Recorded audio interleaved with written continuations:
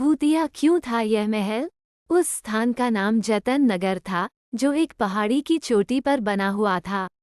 जगह का नाम सुनते ही लोग डर जाते थे। जगह के आसपास कई गांव हैं। इन गांवों के लोग रात को घर से निकलने में डरते हैं। वे आधी रात को कुछ आवाज सुनने के बारे में कहते हैं।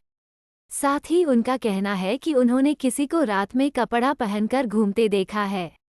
हालांकि इन बातों पर कोई विश्वास नहीं करता, लेकिन वे इसे सच बताते हैं। उड़ीसा के ढेंकानाल जिले में पहाड़ी की चोटी पर, जमीन से लगभग 200 फीट, एक खंडहर महल। उस समय ढेंकनाल में एक राजा था जो बहुत ही दयालु व्यक्ति था।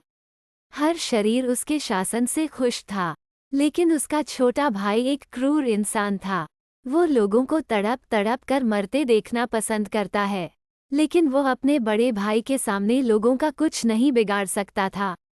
एक दिन राजा को किसी काम से विदेश जाना पड़ा, इसलिए उसे अपने छोटे भाई को सत्ता सौंपनी पड़ी।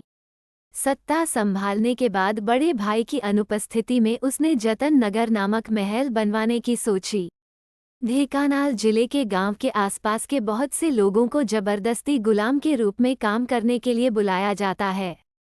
यहाँ तक कि सभी हाथियों ने क्रूर राजा का काम किया है। हाथियों का उपयोग पत्थरों को जमीन से ऊपर पहाड़ी की चोटी तक ले जाने के लिए किया जाता है। यदि हाथी थकान के कारण एक पत्थर नहीं उठा पाता तो राजा की आज्ञा से दूसरा पत्थर उसकी पीठ में रख दिया जाता था। लोगों ने महल का काम करते हुए हाथी को रोते देखा है।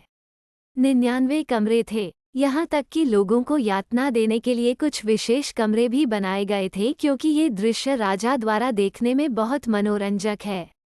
वह गांवों से कई खूबसूरत अविवाहित लड़कियों को जबरदस्ती ले जाता था, मार देता था और रेप के बाद उनकी लाशों को बाहर फेंक देता था। जब उद्घाटन का दिन आता है तो मुख्य वास्तुकार को सिर कलम करने के लिए बुलाया जाता है।